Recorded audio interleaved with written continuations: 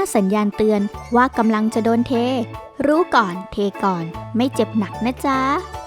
สวัสดีค่ะเมื่อสัมผัสได้ถึงความไม่เข้าใจในความสัมพันธ์ครั้งนี้ก็มีวิแววว่าจะต้องจบแต่แล้วใครจะเป็นฝ่ายเทหรือถูกเทกันล่ะเรื่องแบบนี้ก็คงต้องชิงไหวชิงพริบกันซะหน่อยนะจ๊ะถ้ารู้ก่อนว่ากำลังจะโดนเทงั้นจัดการเทซะก่อนเลยดีกว่าไหม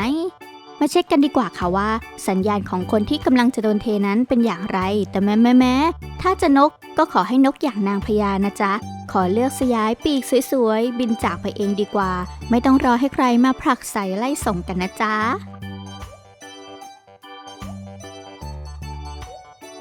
อันดับ 5 ติดต่อยาก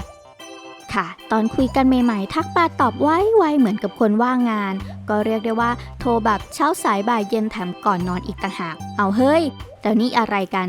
พอนานวันเข้าไปทักไป3 วันแล้วยังไม่อ่านหรืออ่านแล้วก็เมินเฉยไม่ตอบซะอย่างนั้นถ้าเราเป็นคนสำคัญจริงๆต่อให้ชีวิตเขาจะวุ่นวายขนาดไหนก็สามารถที่จะเจียดเวลามาคุยมาสานสัมพันธ์ต่อได้แน่นอนค่ะซึ่งหากเขาไม่สนใจที่จะตอบแชทหรือติดต่อหากันบ้างเลยไม่ต้องรอให้ใครมาเฉลยหรอกเนาะว่าเกิดอะไรขึ้นถอยออกมาเถอะค่ะอย่าได้แคร์แต่ก่อนจะเฟดตัวออกมาเนี่ยก็เช็คสักนิดนะคะว่าพ่อหนุ่มคนนั้นเนี่ยเขาไม่ได้งานยุ่งรัดติ้วรัดตัวมากจนไม่มีเวลาให้เราจริงๆเพราะว่าไม่อย่างนั้นเนี่ยอาจจะต้องมานั่งเสียใจเสียดายทีหลังก็เป็นได้นะคะ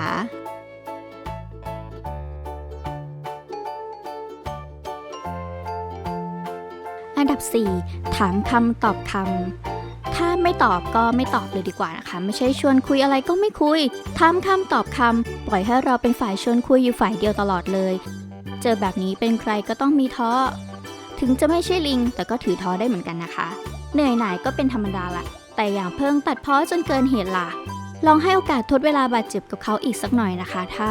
เวลาที่เรากำหนดแล้วมันยังไม่มีอะไรดีขึ้นก็ย้ายทีมเถอะค่ะอย่ารอให้เขาเทเราหนักไปกว่านี้เลยจะเสียความรู้สึกกันซะเปล่า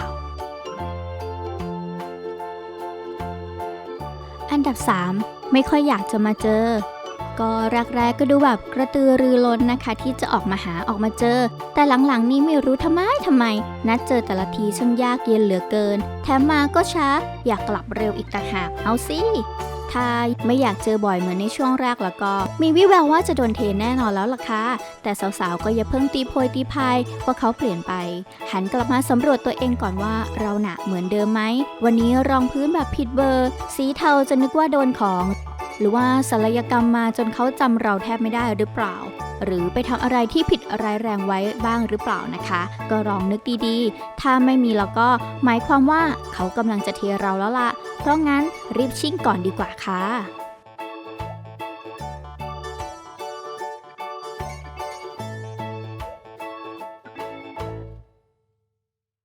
อันดับ 2 ไม่ใส่ใจเท่าที่ควร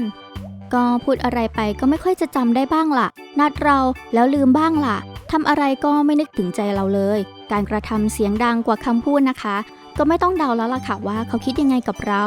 สำหรับเขาเราอาจจะเป็นแค่คนรู้จักแบบธรรม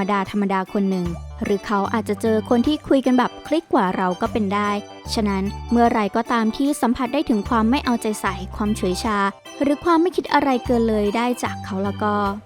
ค่อยๆถอนสมอออกมานะคะอย่าไปปักหลักอยู่ตรงนั้นอีกเลยเสียเวลาเปล่าๆเพราะความเอาใจใส่เนี่ยจัดว่าเป็นองค์ประกอบสำคัญของความรักเลยนะคะเมื่อไม่ใส่ใจก็แปลออกเป็นในๆได้ว่าไม่ได้รักยังไงล่ะคะ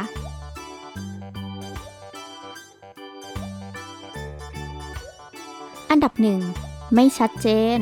เพราะความไม่ชัดเจนก็คือความชัดเจนในระดับหนึ่งงงไหมคะค่ะ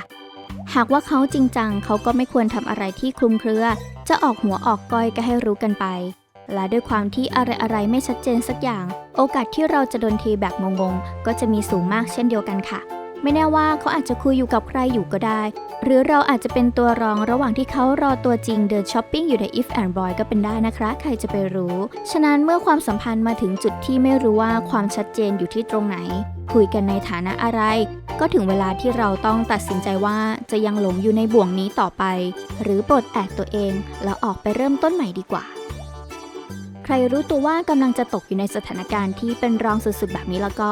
รีบรู้สึกตัวแล้วถอยออกมาให้ไวนะคะ อย่าหลอกตัวเอง อย่าโทษเขาว่าหลอกเรานะคะทั้งที่จริงๆแล้วเราอาจจะเป็นฝ่ายหลอกตัวเองก็ได้อย่าไปเสียดายค่ะอะไรที่ไม่ดีก็ทิ้งหรือว่ามองข้ามไปเนาะเพราะคนใหม่ๆสถานีต่อไปก็รออยู่นะคะความรักนะคะก็เป็นหนึ่งในเรื่องของธรรมชาติของโลกเรานะคะเมื่อมีความรู้สึกมันก็เกิดขึ้นมันตั้งอยู่และแน่นอนว่าสักวันหนึ่งมันก็มีวันที่จะต้องดับลงไปนะคะเมื่อวานอาจจะรู้สึกแบบมากมายแทบเป็นแทบตายเมื่อวันหนึ่งที่เราผ่านจุดนั้นมาแล้วเราอาจจะรู้สึกขำให้กับตัวเองที่เป็นแบบนั้นมาก่อนก็เป็นได้นะคะความรักก็เป็นส่วนหนึ่งของชีวิตนะคะแต่ไม่ได้หมายความว่าเป็นทั้งชีวิตของเรานะคะและแน่นอนว่าความรักที่สำคัญที่สุดนะคะนอกเหนือจากการที่เราต้องรักตัวเองแล้วเนี่ยก็คือการรักครอบครัวนั่นเองค่ะเพราะไม่ว่าคุณจะมีรูปร่างไม่น่ารักขนาดไหนนะคะหรือว่าคุณจะเป็นคนที่แย่ในสายตาใครแต่สำหรับคนที่รักหรือว่าคนในครอบครัวคุณก็ยังคงเป็นคนที่สำคัญเสมอค่ะขอขอบคุณทุกท่านที่เข้ามารับชมกันนะคะและอย่าลืมกดติดตามเพื่อเป็นกำลังใจให้เราผลิตงานต่อไปแล้วก็อย่าลืมกลับไปชมคลิปเก่าๆของเราบ้างนะมีคลิปต่างๆมากมายเลยที่เราตั้งใจนำเสนอให้ได้รับชมกันแล้วก็ช่วงนี้นะคะฝนฟ้าคะนองเนาะแล้วก็ตกบ่อยๆเลยดูแลสุขภาพกันด้วยนะจ๊ะด้วยความเป็นห่วงสวัสดีค่ะ